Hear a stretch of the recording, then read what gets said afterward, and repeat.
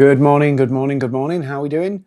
It's fun to be back talking about stuff. I was here yesterday. I don't know that you saw it, but I was literally on the road. I got my time zones wrong and literally was on the wrong place at the wrong time to do the live. But I didn't want to let you guys down yesterday. And I sent a whole load of you those 30 content ideas that'll bring you inbound leads. If you didn't get that or didn't see that, just drop me a message and I'll fire it back to you. But what I thought I would do, I for a long time did a lot of lives daily. And logistically, when I'm traveling, it's tricky doing lives. But when I am not traveling or when I'm stationary, so today, last day in Atlanta, fly home to the UK later today, I've got some time here. So I thought I would do a kind of Q&A. And I've collated a whole load of questions that people ask me a lot and some things that people have asked me in my DMs. And I can see the chat here. So if there's people asking questions there, I will answer them too. So, got a great chai latte as well. So here we go. So one of the first questions, like people ask me, right, what would I do differently about what I've done on LinkedIn, building my business on LinkedIn? What would I do differently? So when I started on LinkedIn, I made a couple of major mistakes. First major mistake I made was I just pursued growing my network at any cost. So I just wanted more followers. I didn't care who they were. I just wanted the number. And that was a major mistake because I filled my network and built an audience that weren't actually buyers. So it's taken me years to clean that network up. It's probably been a kind of dead weight on me, having lots of irrelevant people following me. So that was the big one. The second biggest one is until 2018, which is obviously 8 years ago now, I was very unfocused on what I wanted to achieve on LinkedIn in terms of what I wanted to sell. And salespeople, if you're watching me, you'll get this. Like, sales are sometimes like the number 10 bus. Yeah, there's none, and then 3 of them come along at the same time. Or you start selling exactly the same thing over and over and over. And what I underestimated, how much easier it would be to sell the same thing over and over and over again versus trying to sell lots of different things. And in 2018, I focused on selling one thing and I got very, very good at doing it. Still am. But that was the major breakthrough for me. And if I'd have done it differently, I would have gone back to the beginning of when I was on LinkedIn, when it started, when it was on easy mode, and I would have grown a very specific audience and ignored everybody else. And I would have just sold one thing. And if I'd done that, instead of doing that in 2018, if I'd have done that at like 2012, I don't even know where I would be. It horrifies me sometimes to think about it. Okay, do I do cold outreach? Ooh, good question. I would say yes and no. Cold, all is in the eye of the beholder.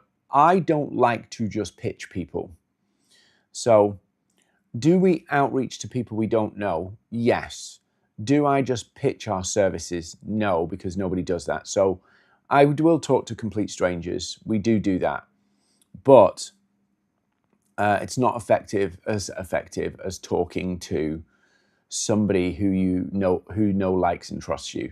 And so my preferred choice and my personal focus is heavily into building trust up front.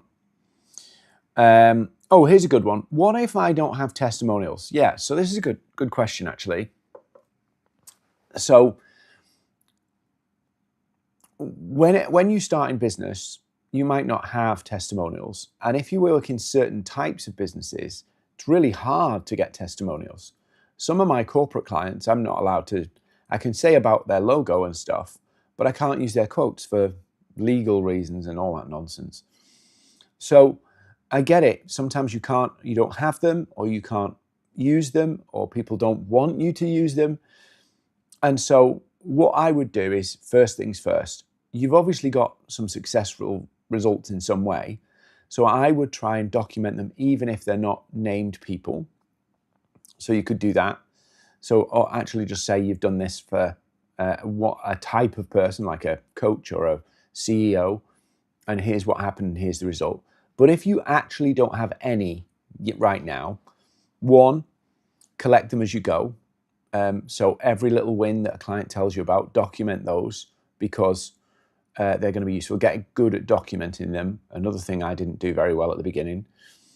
That's the first one. If you genuinely have no experience, no testimonial, sorry, what I would do is document your professional achievements, things that relate to your capability of what you've done. So there's somebody I see a lot on Facebook at the moment, and they've come out of corporate, and so they're using their 15 years managing teams, ran high-level budgets, been able to deliver, and use basically their career achievements as kind of proof that they're capable until they bank those testimonials.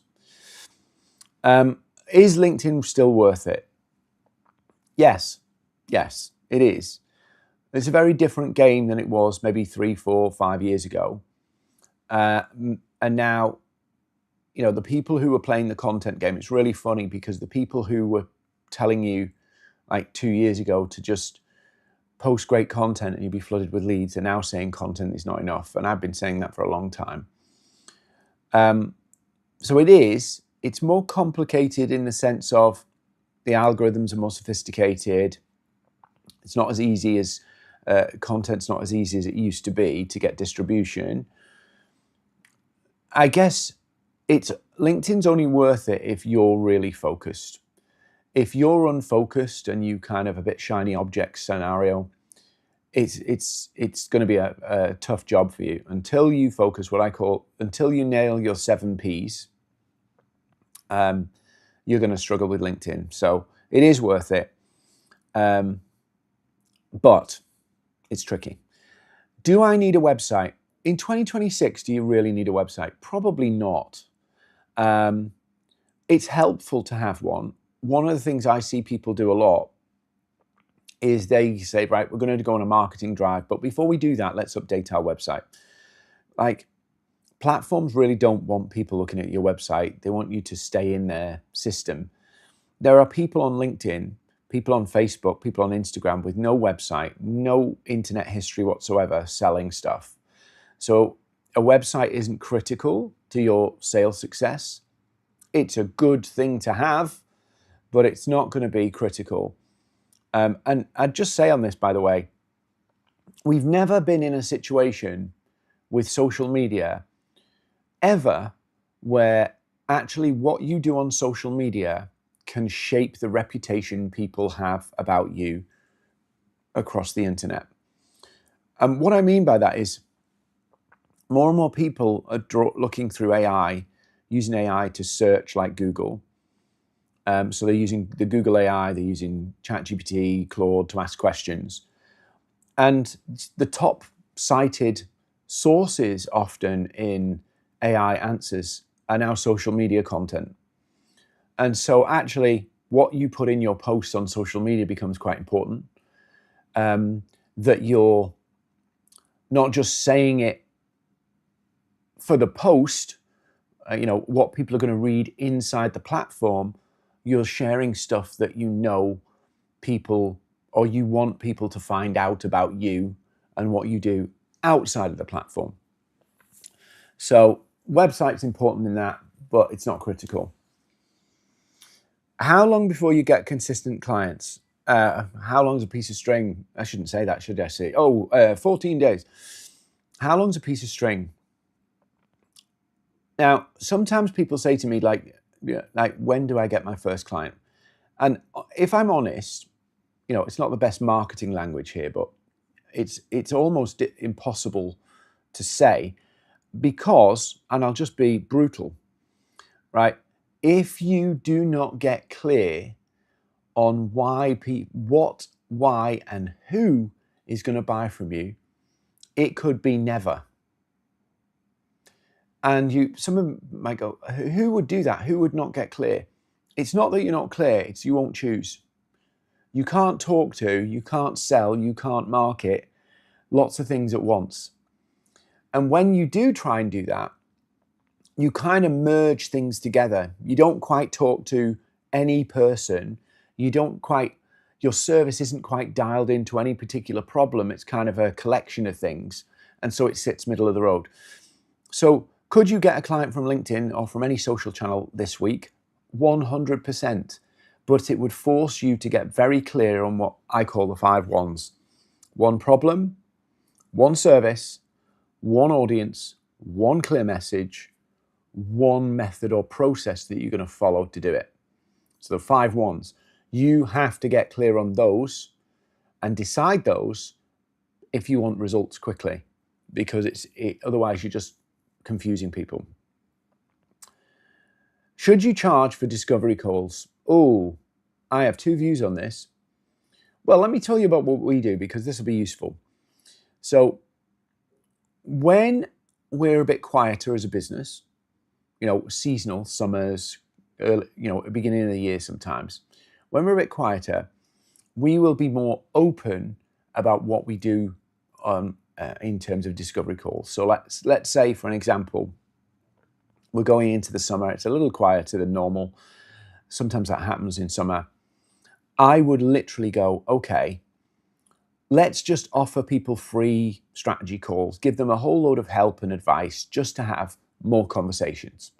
Golden rule of business: the more conversations you have, conversations, not pitches, the more conversations you have, the more money you make. So at times when we're quiet, we just need to have a lot of conversations. Yeah. And so we will offer free strategy calls. We'll offer all sorts of stuff to just have more conversations with people. So I've always done that.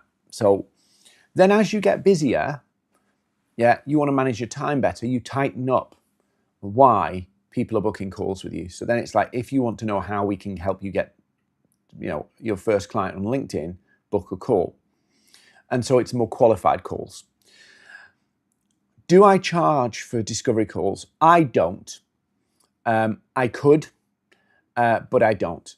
Never have. If it was like sometimes I'll charge for a strategy session. So a company says to me, or a person says to me, Dean, I need to pick your brains for an hour on how do we go to market with this, then I would. I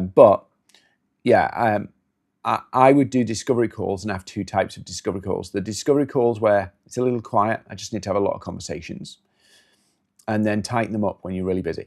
One thing I will say, and I've learned a very valuable lesson, some of the calls that I thought were an absolute waste of time with somebody who cannot make a decision, cannot get me what I want, has no chance of buying from me, have basically surprised me no end. One of them, one call I did, it was like a chit chat, and I was like, I need business. And it was a chit chat, and I thought it was pointless, and I nearly called it off. I didn't. Netted me £250,000. So sometimes, and maybe I'm conflicting myself a little bit here, sometimes random conversations lead to very surprising results. Here's another question. Hang on a second. What do you say when you ask about price? Oh, this is a good one. This will get me excited, this one. Right. I, for a long, long time, struggled with pricing. And I struggled with pricing because my upbringing, working class, so the kind of money that you charge in business, even now, I employ 30 odd people, all of that kind of stuff. So I'm dealing with very big numbers. In my head, £1,000 is still a lot of money. So even though I've got responsibility for millions of pounds of stuff, £1,000 still feels like a lot of money mentally. And that's because of my upbringing. So I always struggled with pricing. So I made the decision that I would publish my pricing. And that is not because I think it's cheaper or more expensive. It's because it helps me. It helps me. And also, the pricing is out there. So when people are booking a call, they know what I charge beforehand, and it acts as a filter. So people don't come on a call. And I've had this once or twice where people haven't seen the pricing and they come on and go, oh, I've only got £500. And I'm like, yeah, you're not at that point where you can work with me yet. You're too early in your journey. You're a startup. You're still perfecting stuff. I've had it once or twice, but it acts as a filter, but it's primarily for me. So if you're struggling with your price, get it out there. If you have a sales call and you offer to explain how your service works, put it on a Canva doc and actually walk through the Canva doc, and it's on there. So you don't have this awkwardness. And because I struggled with pricing, in my head mentally, I would mentally discount my price before I'd even said it. So in my head, let's say it was a £10,000 price. I knew it was £10,000. They're talking, I know the price is going to come up. In my head, between going from here to here, I'd applied a discount and went, 7,400. And that's just a hang up from my upbringing. So now I put it out there because it's an easy way to get to deal with that. Let's see, I've got a couple of chats here. So let's see what people are asking. Here we go.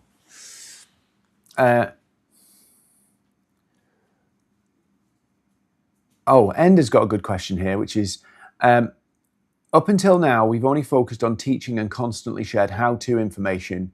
What should we do on LinkedIn from now on? This is a good one.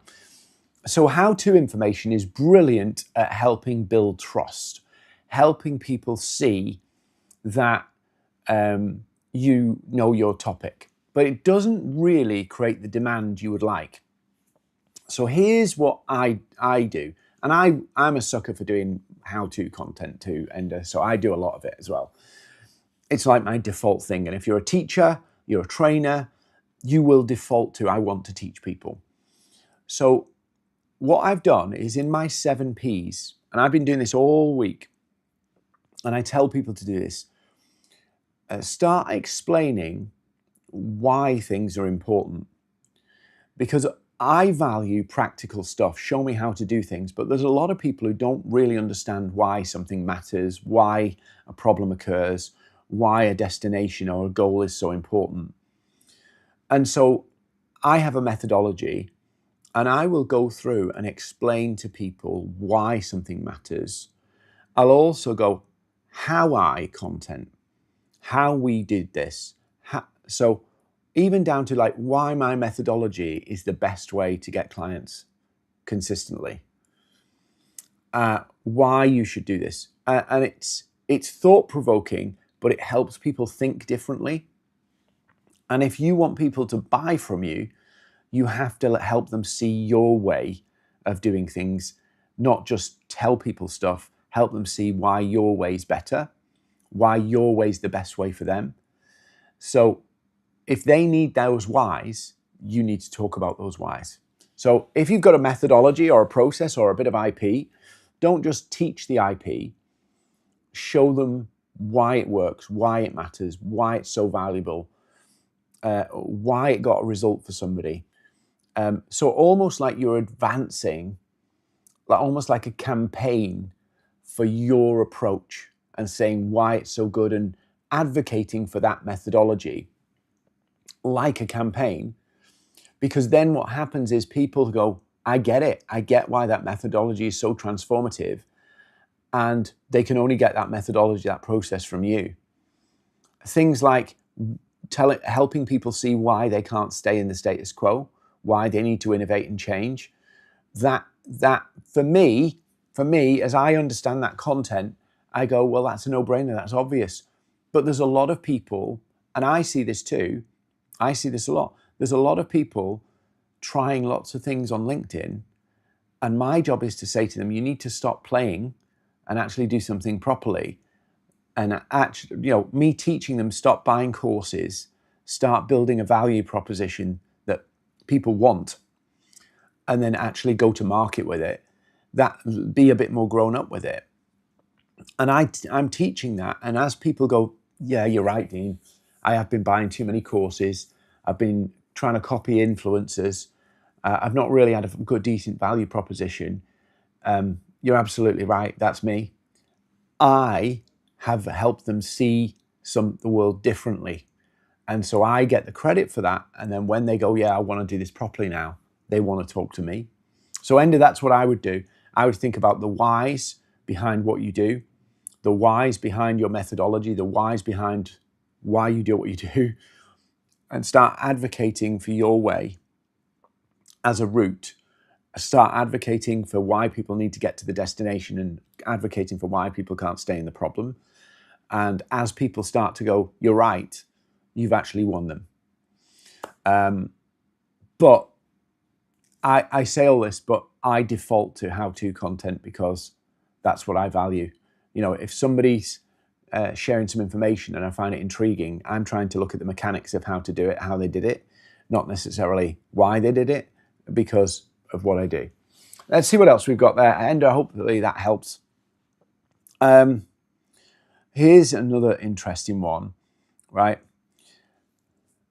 They said they'd get back to me and never did. What do I do now? Right, so if you send a proposal to somebody and they go cold, there's a couple of things. First one, they could have just been, being polite and pretending to be interested. Let's just be real about that. So they could be.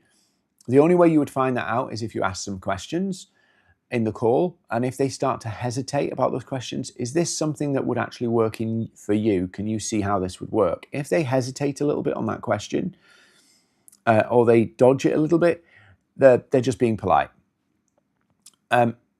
If they go cold after the call and you felt like they were red hot on the call, often what happens is in that call, you hit the nail on the head. You really, landed your message. They saw the value. They saw why they should move forward. They were excited about it. They were positive. Once they get off the call, a lot of that memory of that call will fade. And so if you've put a proposal in and your proposal isn't structured to keep that momentum, and if your follow-ups aren't structured to keep that momentum, what will happen is they will lose sight of all of the positives of that call and they'll just see the information again. Like if a prospect gets really excited and wants to change, they will come on a call, they'll be motivated, you'll go through the call, great, they leave the call saying, let's do this, but then they get back into the day-to-day reality and they can slip back into their comfort zone. You have to help them not go back there. And some of that is about the questions you ask on the call, and some of that is about how you write the proposal, and some of that is about how you follow up the proposal. What I would do is if you've got a transcript of the call, I would go through and use AI if you want to, and try and find what were the main things that really motivated them. And then in your follow-up, I would use those and say, hey, you talked about that you were sick of going round and round in circles and, feast and famine and relying on referrals. And I know from that call you wanted to move forward. Has something changed? And what you're doing is forcing people to go, no, I don't want to do that. I don't want that. And that will prompt them to go, no, nothing's changed. I need to move forward. And so you have to look at why they're motivated to move forward and use that to keep the momentum. Otherwise, they'll fall back into the comfort zone. They'll fall back into the day-to-day. And importantly, they'll forget all of the great stuff you talked about getting them to their goals. So that is a common one that happens. But we have to listen on the call. We have to really ask the right questions and then follow up with the right stuff. Let me see. How do you stand out when everybody offers the same thing? Yeah, Right. So if we think about how do you stand out when everybody offers the same thing, right? Everybody does. You know, there's a million versions of me in terms of helping people get clients on LinkedIn or social selling. There's a million versions of me or 10,000 versions of me. How do you stand out? You stand out. So there's the methodology, your process of how you do it, that makes it different. So that's one part, your way versus somebody else's way, your IP, your process. That's one bit. There's you, yourself. Yeah. Now, I teach a lot of things that I teach are similar to other people. Some of it's different.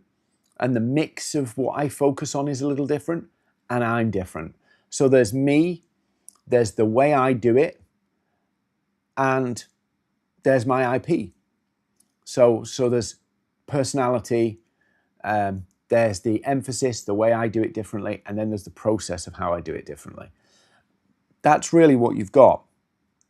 That's the big differentiators. You know, but here's the really important thing, right? People buy into the people first, then they buy from the people. And we often put our stuff up front. If you're in an expert-driven business where your expertise is, people are buying me. Yeah, people are buying you. And so that doesn't mean being wacky, it just means being yourself. And sometimes on LinkedIn, what happens is people put on this kind of professionalized version of themselves. And that's the worst thing, really. That's worse than anything else, dumbing yourself down. So I would just be you, and then build out your way of doing it and your IP to get them there. And then there's one more thing I would throw in. What are you against? What are you against? So there's, you know, personality, there's the way you do things, there's your methodology, and then there's basically what are you against? And that can make a really good differentiated mix.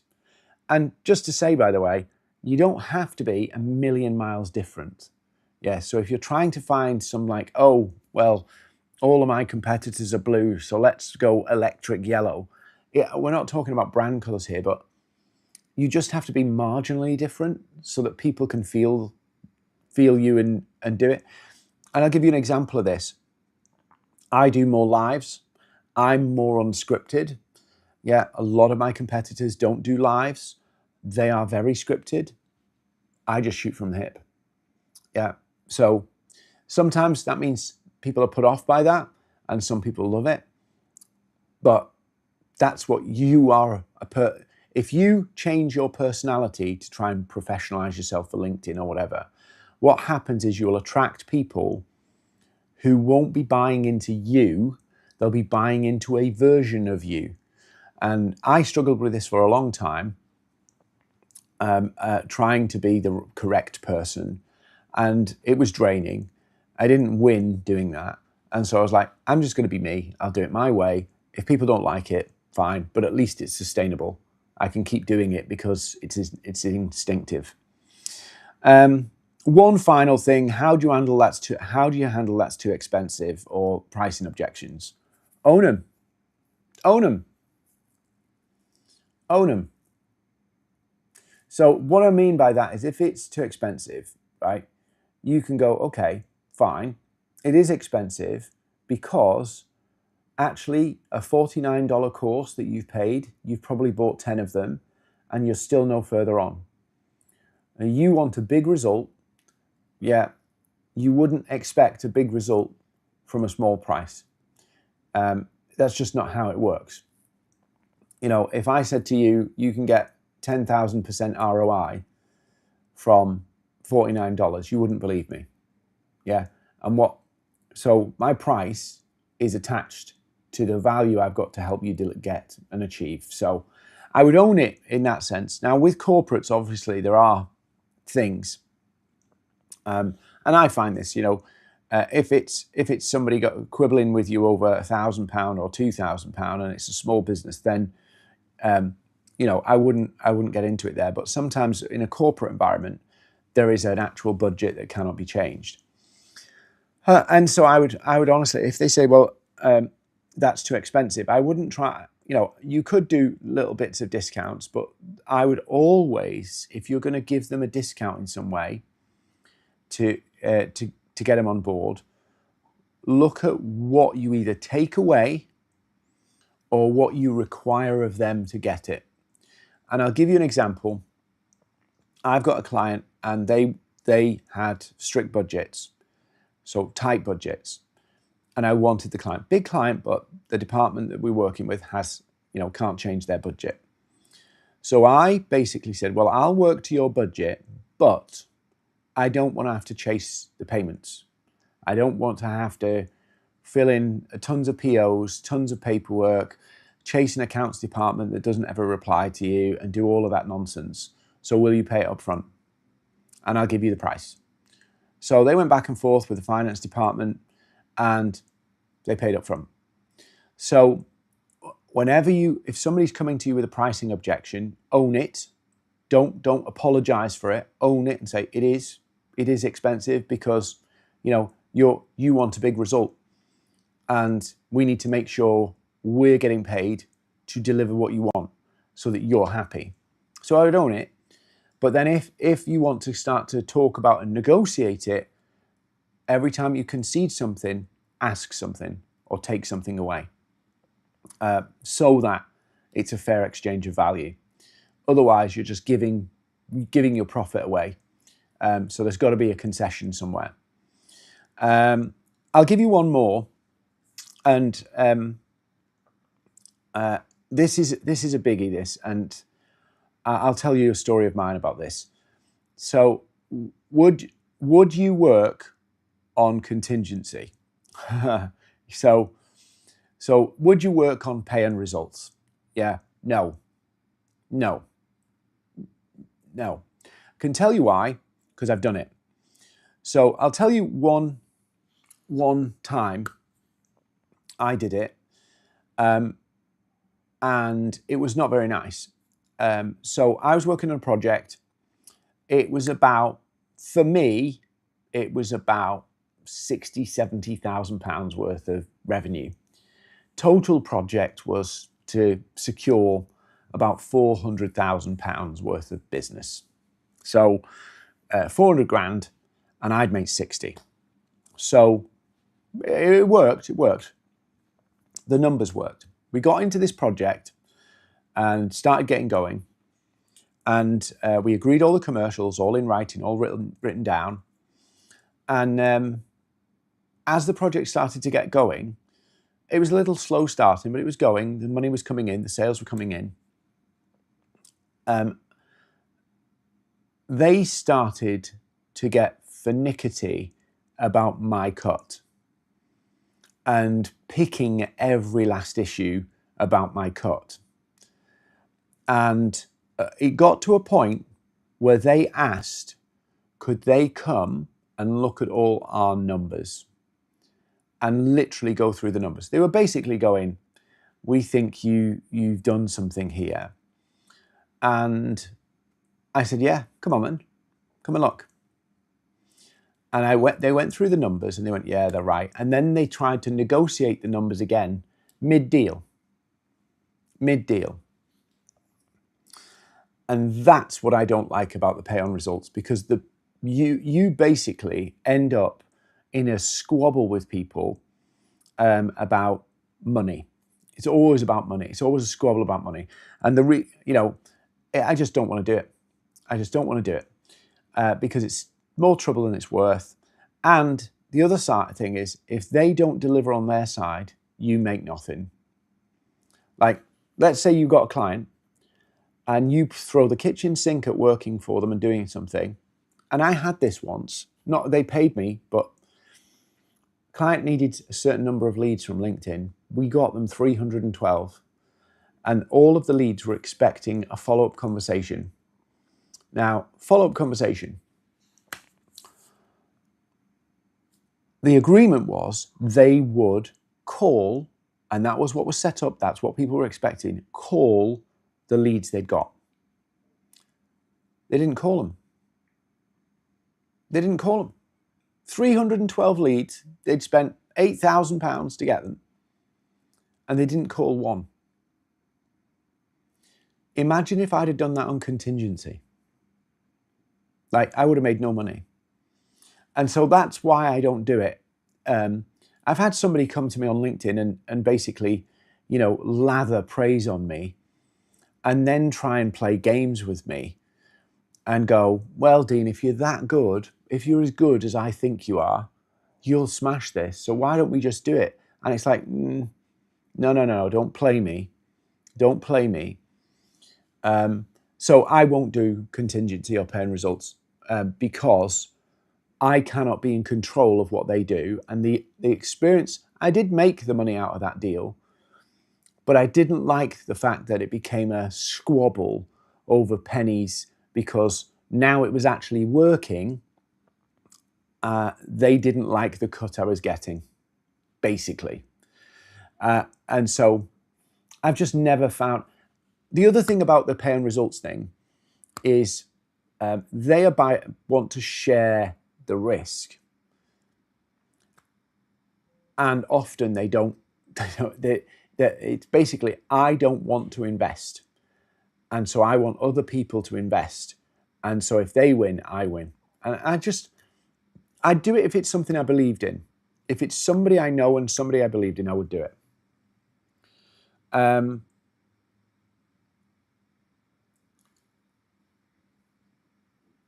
Oh, Robin, that's a really good question, right?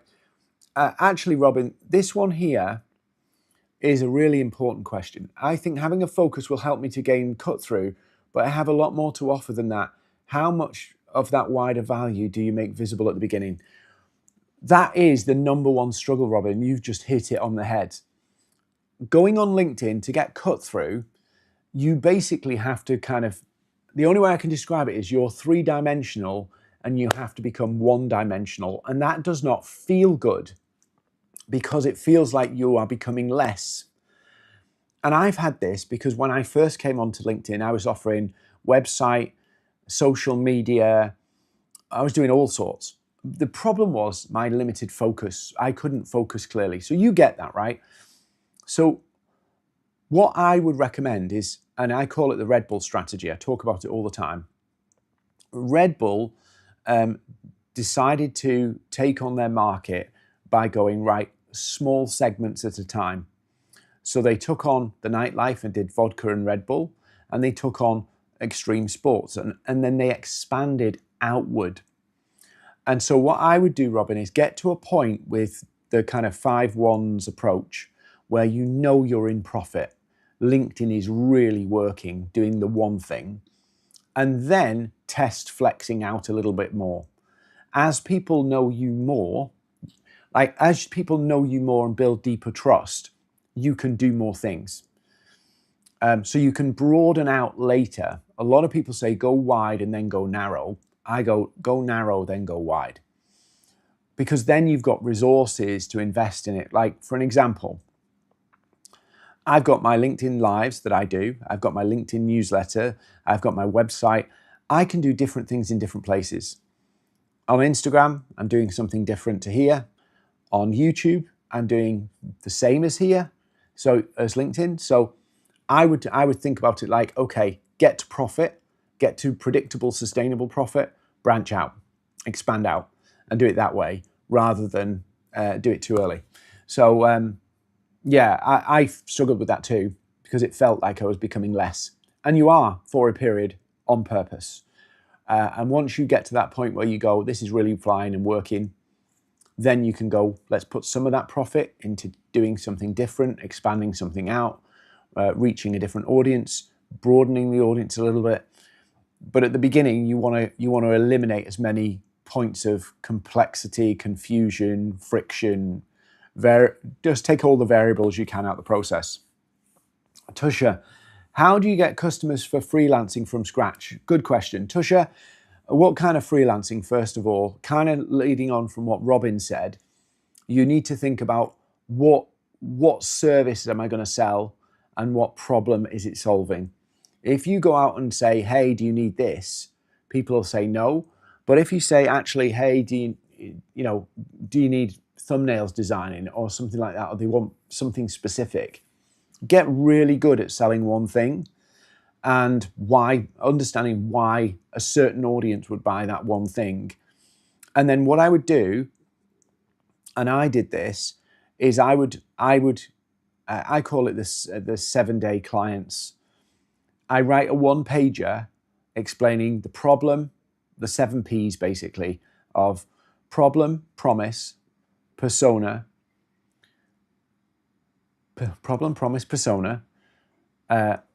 process, your methodology of how you do it, price, proof, and the parameters, scope of service. That's what you need to be able to sell.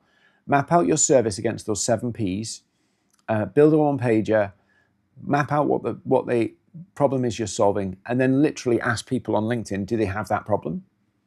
Can I share how I could help you solve it? Literally, could be that simple. Just message people and say, hey, do you have this problem? Or might have something for you, name. Are you looking to solve this problem? And see if people say yes. And if they say yes, and offer to show them how you do it and show them your one-page service. It's really tricky. Freelancing gives you the ability to do a lot of different things because you build up a really good, diverse skill set, but you can't sell a really good, diverse skill set easily. So I would just pick one thing and become a pro at it, even down to put a one-page service together and just say, hey, I can do whatever it is you do, but I can convert your blogs, your webinars into blogs for you, and it's $200 a month, something like that. And I would just offer a specific service that people can go, do I want that, do I not, and take all of the friction out of it.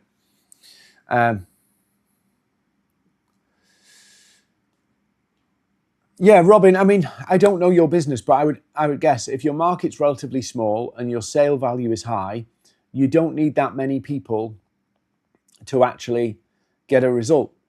And so it is tricky when you've got a small market, but that means you can cut through a lot faster. The kind of singular focus does mean you can cut through. And yeah, it's not comfortable. It isn't comfortable. Problem, promise, persona, process, proof, parameters, and price. Yeah. Right. I'm going to get kicked out of this hotel in 45 minutes time, and I've got to pack because we're flying home to the UK.